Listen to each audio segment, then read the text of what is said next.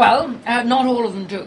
I mean, after the Google interview with News Talk and Google cooperating in the Google headquarters, well, admittedly, I did come second, and it'd been much nicer to come first, but it showed a very significant increase in the vote.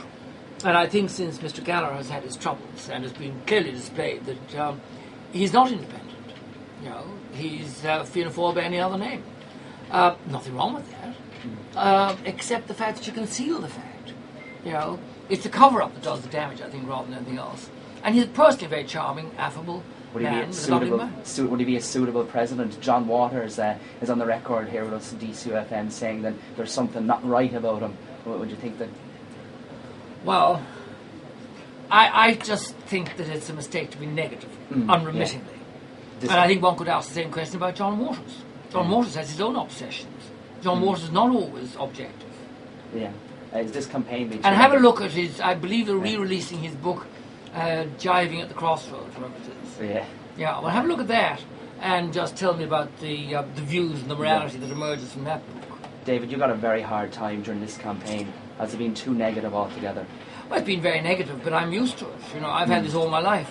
And that perhaps is an advantage over people like Mr. Gallagher and his wife and Diana Rosemary Scallon, because they're used to being unremittingly popular, whereas I've had the ups and downs all my life, and I mean that's part.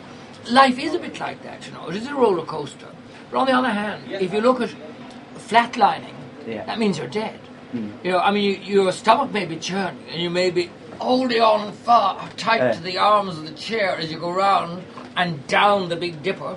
But then you come up again. And that's what life is like, so I'm used to it. Why are people like Helen Lucy Burke trying to sabotage your campaign, though? Well, I think you'd have to ask her that. She's not a woman I know.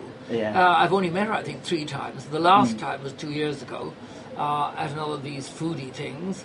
And somebody said, have you met Helen Lucy Burke? And I said, unfortunately, yes. And left the company because, I found what happened very unpleasant. But the only thing I'd say about it is this. I don't know anything about her motivation. You'd have to ask her. But I'd noticed that she was reported as saying, and I assumed that she did, but... Maximum effect, that she had actually found the tape quite a long time ago. And she'd said she couldn't find them, or they were damaged, they couldn't be played, and then she couldn't find them, and all this sort of stuff. But then she said she held on to them until the end so that they could do maximum damage. Well, that shows rather negative attitude, I think. However, just a quick word on the story in today's Herald regarding an apparent, what they're saying, an apparent boast you made about being driven around in limousines and going around the world. I remember that. Are these quotes taken out of context? Or of course they are, but in any case, look, take the whole thing, read it.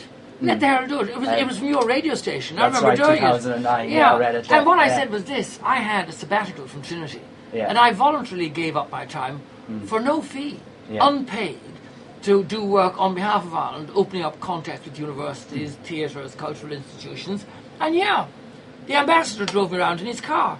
Fantastic, wouldn't you love that? But there was no cost to the taxpayer. But I mean, why should we be so joyless?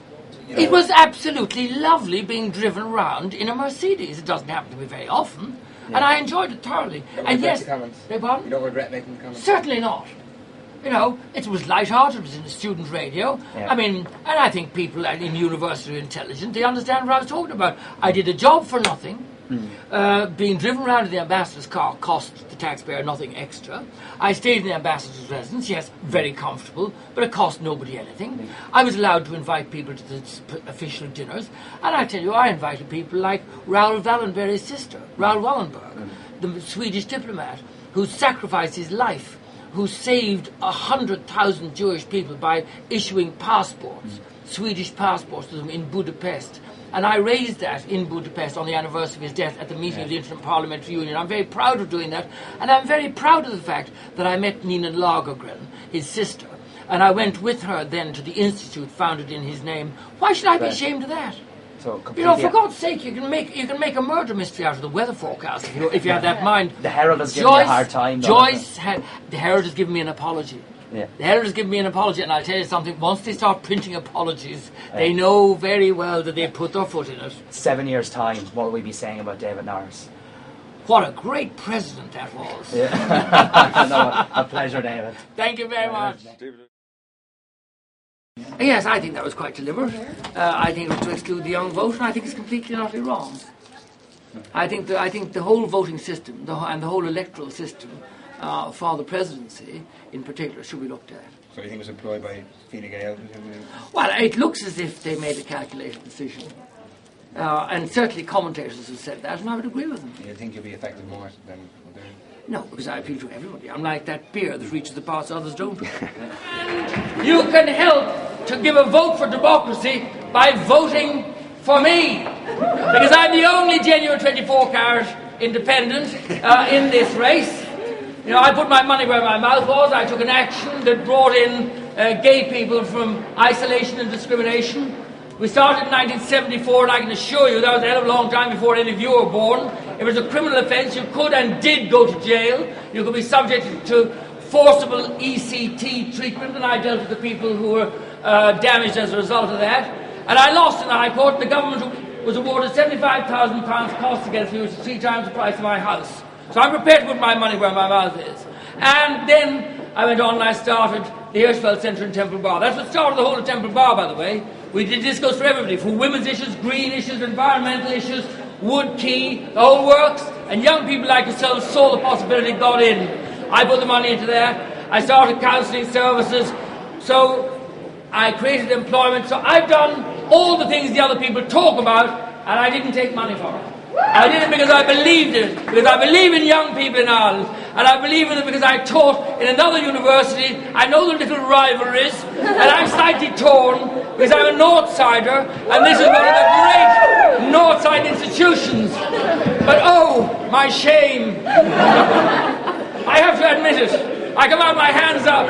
I went to the College of the Sacred and Undivided Trinity near Dublin, which is the legal name of Trinity College.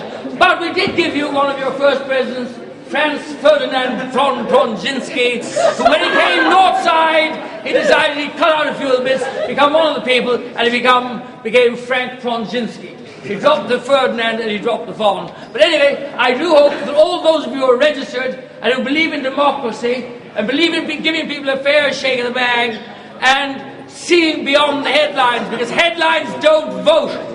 And I know there's a good sense of justice in the Irish people, and anybody who's been targeted since the minute they announced their candidacy, and anybody who's had a situation where there are attempts to made to stop the Irish people having a decision at all, keep me out of the race by not allowing me to get nominated, by slurs and smears. I think you have a sense of the underdog, a sense of somebody who won't give up, a sense of somebody who will come back, and who came back and got a nomination when the bookies gave odds of 10,000 to 1 that I wouldn't get a nomination. Well, if I can come from 10,000 to 1 to getting a nomination, then I can do it tomorrow, but I need your support, just as I've had the support of Jamie there, who's my neighbour from North Great Georgia Street. Thank you. How long